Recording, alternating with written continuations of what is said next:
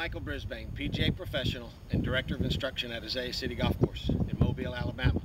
I want to talk to you in this video about learning to hit different clubs from the same place. Let me explain what I'm talking about. See my students all the time get on the golf course, and the first thing they look at and the only thing they look at is yardage. And I'm on the 17th hole here, which is a par 3. I'm actually up on the ladies' tee because I wanted a distance that was manageable. I'm at 138 yards to the pin. Got wind in my face. I'm sure you can hear it on the microphone. But back to my students. They come up, they look at the yardage, 138. That's my 9-iron, or that's my 7-iron, or that's my 5-iron, whatever it is. And they don't factor in anything else that's going on. They don't factor in wind, don't factor in whether it's uphill, downhill, don't factor in how they feel on that day, because hey, frankly, we don't feel the same every day. Don't factor in how well they're hitting it that day. So they're never making good decisions. So what I'm going to do here is I'm going to hit 3 balls. I've got a 7-iron, an 8-iron, and a 9-iron. With this little wind in my face right here, I think I'm going to have to catch this 9-iron. Let's change that. This 9-iron. That 9-iron had an 8 on the bottom of it. I'm going to have to catch this 9-iron pretty solid to, get it back there to the hole. But let's see what happens.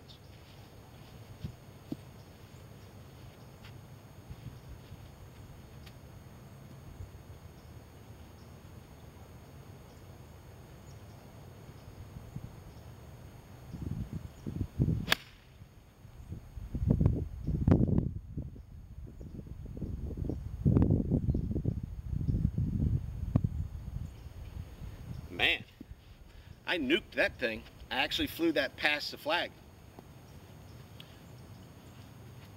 All right, now I'm going to change up here and I'm going to hit my 8-iron. Now, why would I want to hit an 8-iron if I could get a 9-iron there? Looking at this pin, this flag, and I'll show you when we get up to the green. The green kind of goes uphill a little bit to the pin and then kind of slopes over. I think it's going to be very difficult getting the ball close to the hole by flying it and just stopping it.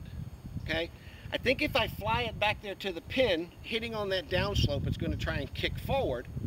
So the reality here, I may want to hit a little bit of a knockdown, land it a little short of the hole so it can bounce in there. So these are the other situations that you have to look at. It's not only wind, uphill, downhill.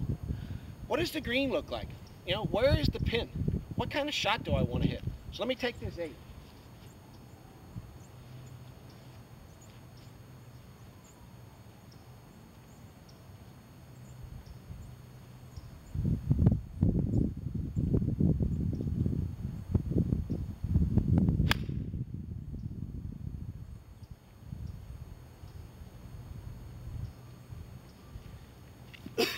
That wasn't hit very well, but you're going to see I'm just off the edge of the green. Not a very difficult chip shot. Now, let's see what I do with the 7-iron.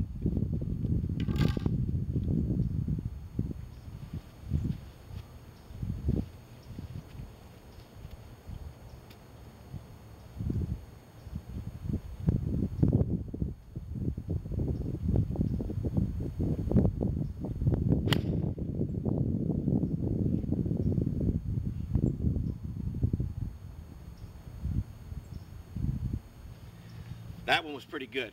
I'm hoping that one's up there inside that 15-foot range. Okay, so there it is. I've just hit 3 different balls from the exact same situation with 3 different clubs. These are the types of things you have to do if you want to be a better player. Let's go up to the green and see how I did. Now, before I leave, I always like to do in my videos a little something about keeping the course in good condition. I've taken some big old divots here on the green, up on this tee box.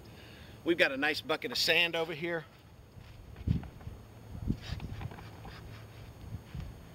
Folks, it doesn't take any time or effort to fill a divot. So we put sand out on greens for a reason. Use it. Let's take care of the golf course so when you get out there every time it's in good shape. All right, here I am up at the green.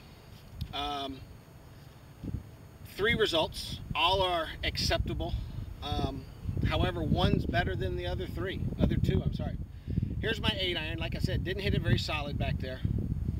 Came up a little short, just off the edge of the green, but not a very difficult up and down. I should make par right here much more than 50% of the time. My 9-iron, and I'm going to get out of the camera screen here and show you, my 9-iron is way back there on the back of the green. Now, I think what happened here is that I had to hit that 9-iron so hard because of the wind that I caught it dead flush and just flew it right through the wind. So, yeah, I could reach with my 9-iron, but I'm a good, 35, 40 feet back there. Now, 7-iron was the best shot. Again, I'm going to zoom in a little bit and walk up there and show you where the ball ended up.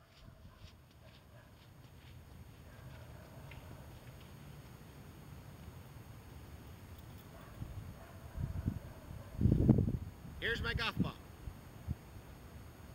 1, 2, 3, 4. About 12 feet from the hole. All right, let me do a quick little recap of what happened on that par 3.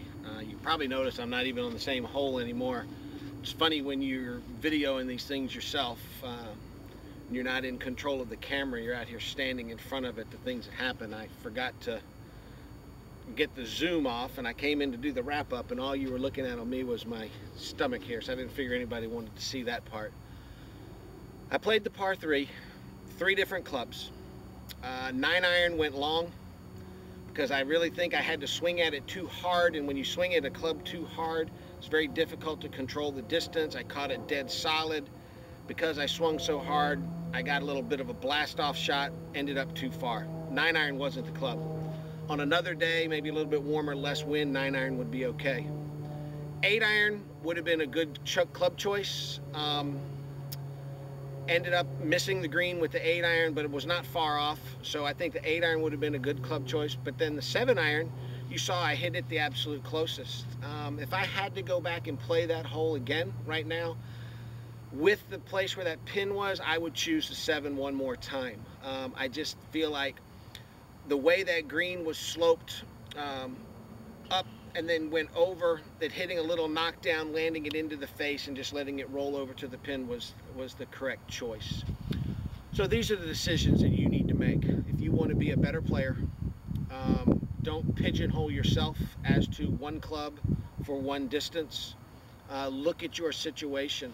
One thing I did fail to mention, because I was on a par 3 tee and the grass was good, look at your lie. The lie that you have determines what kind of shots you can hit often. So take a look at the lie, factor in your distance, factor in the wind, factor in the temperature, factor in pin placement, whether it's, just over a bunker in the back. Do you have room on the green? Do you not have room on the green? Factor in how you feel on the day, how well you're striking it, and make smart decisions. If you start making smart decisions, you're going to score a whole lot better. Take a look at some of my other videos. Go to my YouTube channel, or if you're on a website of mine and you're looking at this, you can take a look at my YouTube channel. They're all there. If you want more information about me, check out my website, michaelbrisbanegolf.com. Hope you enjoyed this video, and good luck in your golf.